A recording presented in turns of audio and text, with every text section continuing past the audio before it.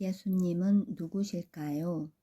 여러분도 예수님이 누구시며 어떤 분이신지 궁금하신가요? 세상에는 이미 정답이 있어요. 정답은 예수님은 하나님이시고 사람으로 이 땅에 오셨다는 것이에요. 기독교가 지금까지 존재하고 있는 이유이기도 하지요. 그 사실을 믿을 수 없는 사람이 있고 믿고 싶지 않은 사람들이 계속 그 질문만 하고 있는 것이라고 생각해요.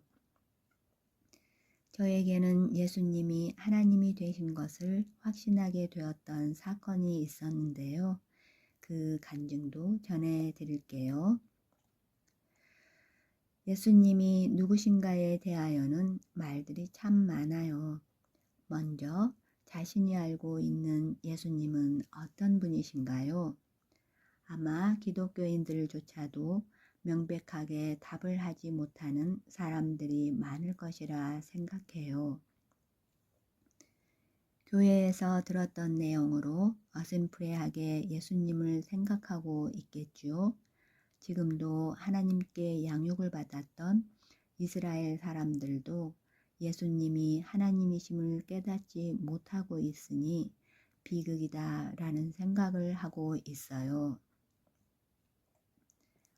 사람들은 다양한 방법으로 자신들의 종교를 만들어내고 있어요. 그 만들어낸 곳에 어떻게 믿음이 생겼는지 저는 경험해 보지 않아서 잘 모르겠어요. 그런데 성경을 읽고 난 후에는 사람들이 그런 헛된 우상은 섬기지 말아야 된다는 간절함이 생겼어요. 사람들은 자신들이 나무를 깎아서 어떤 모형을 만들어 놓고는 그것 앞에서 무릎을 꿇고 소원을 빌기도 하고 돌을 쌓으면서 그곳에 절을 하며 소원을 빌기도 해요. 어떤 장인이 만들어 놓은 거대한 불상이나 작은 불상 앞에서도 절을 하고 있어요. 그들은 그 불상이나 물건에 어떤 신이 들어앉아서 능력을 발휘할 것이라고 믿고 있는 듯해요. 이런 것들도 오랜 역사 속에 함께 공존하고 있으니 너무나 안타까워요. 하나님께서 살아계신다는 것을 아는 저로서는 모두가 하나님을 섬겨야 된다고 말씀드리고 싶어요. 이러한 우상에 대한 말씀이 성경에 기록되어 있어요. 그 말씀을 읽으면서 속으로 쾌재를 불렀어요. 정말 그런 식으로 사람들이 물건을 신처럼 섬기고 있다는 것이 마음에서 확 깨달아졌거든요. 그 말씀을 읽을 때에 정말로 하나님께서 창조주로서 말씀하시고 계시는 것처럼 느껴졌어요. 지금까지도 수많은 논쟁 속에 예수님이 계세요. 진짜다, 가짜다 논란이 많지요. 왜일까요? 왜 예수님에 대해서는 명쾌하게 결론을 내지 않고 있는 것일까요? 저는 예수님이 참 하나님이시면서 완전한 사람으로 오셨기 때문이라고 결론을 내렸어요. 예수님은 정말 사람의 입장에서는 어처구니가 없는 사람이었어요. 우리들이 생각하기에는 너무나 황당했던 것이지요. 전혀 이해할 수가 없었던 것이에요. 사람이면 사람이지 어떻게 사람으로 신이라 할 수 있는지 그 거짓말 같은 말씀에 속고 싶지 않았던 것이에요. 그런데 예수님은 분명히 여자의 몸에서 태어나신 남자였는데 어느 때부터인가 신만이 할 수 있는 기적들을 일으키시는 것이었죠.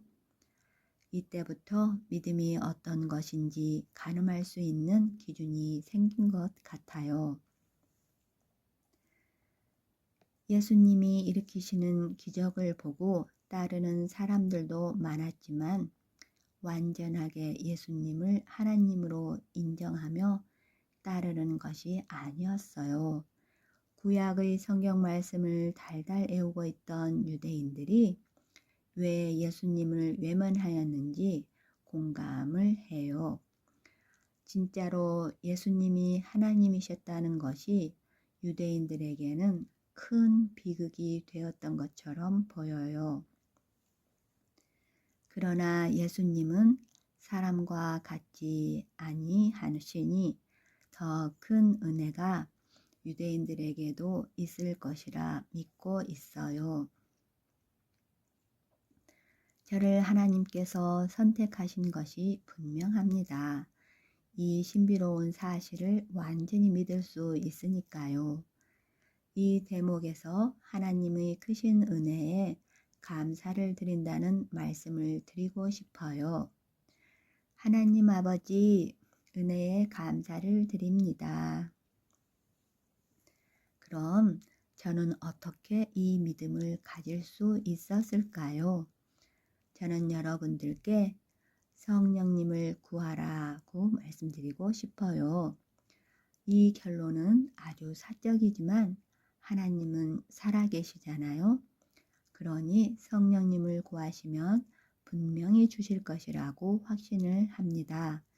지금은 성령 하나님께서 역사하시는 시기이기도 하니까요.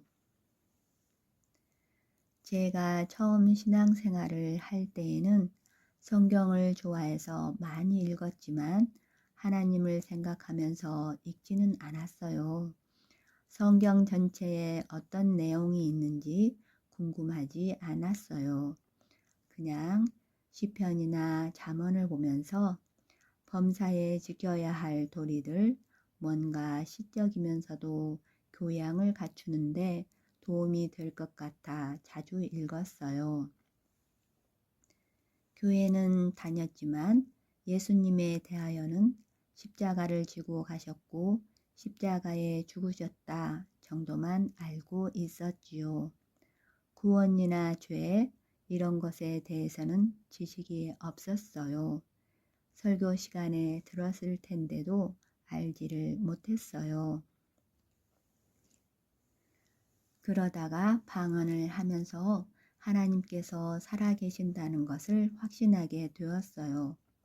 여러분, 방언을 하게 되면 저절로 하나님에 대해 모두 알게 되는 것일까요?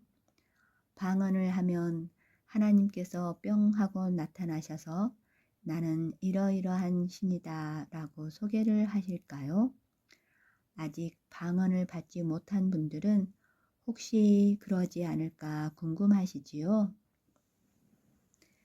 방언을 하시는 분들은 분명히 아니야, 아니야 라고 하실 것이고요.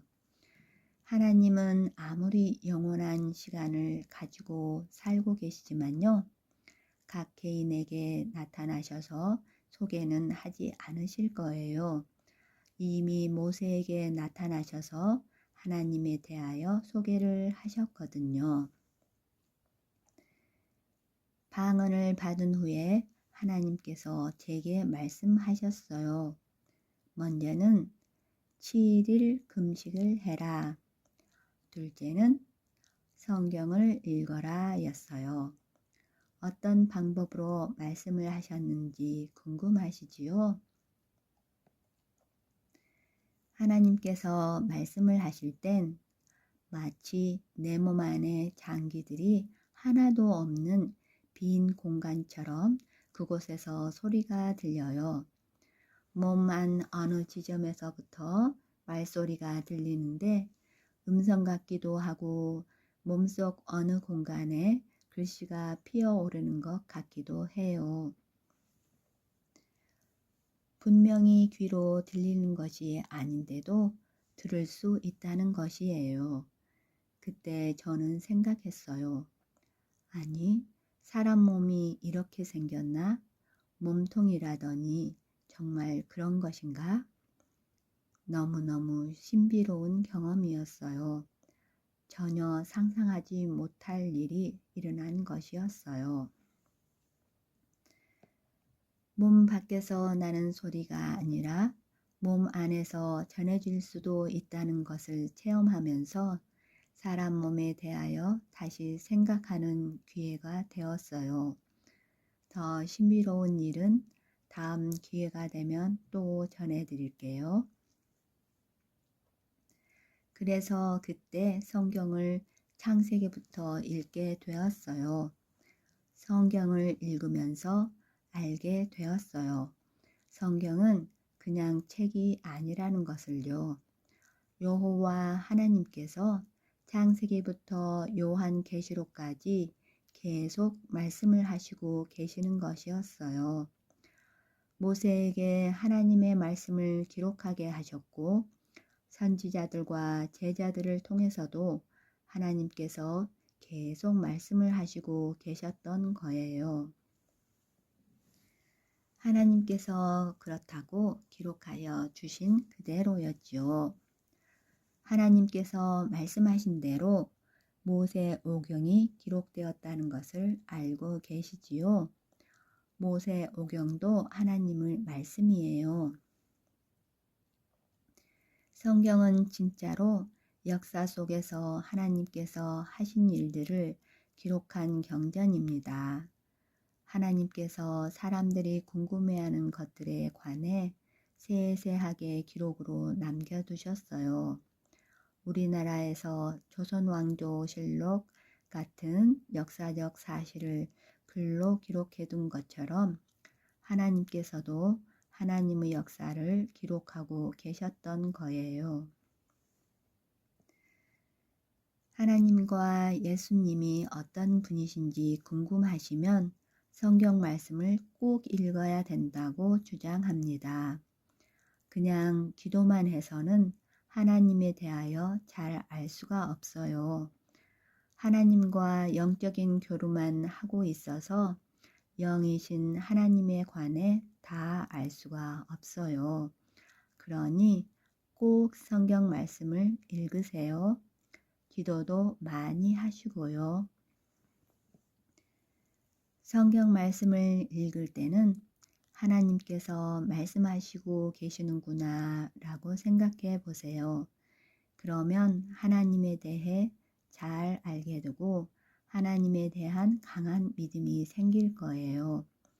결국에는 예수님이 어떤 분이신지, 왜 신약이 기록되었는지, 왜 계시록을 다시 기록하게 되었는지를 알 수 있게 된답니다. 한번 읽어서는 잘 모를 거예요. 전 3번을 통독한 후에 구약에서의 말씀과 신약에서의 말씀들이 일맥상통하고 있다는 것을 완전히 알게 되었어요. 그런 이유로 꼭 성령님을 구하세요. 성령님이 어디에서부터 오시는지 어떻게 오시는지 몰라도 정말로 사모하는 분들과 함께 하실 것이라 믿어요. 구하라 그리하면 성령을 주실 것이니라 라고 기록되어 있지요. 정말로 성령을 구하라고 하나님께서 요청하신 것이 사실이라는 것을 알았으면 좋겠어요. 꼭 말씀도 읽으시고 성령님도 구하시길 진심으로 바랍니다. 꼭 믿음에서 승리하는 삶이 되시길 응원드립니다. 샬롬.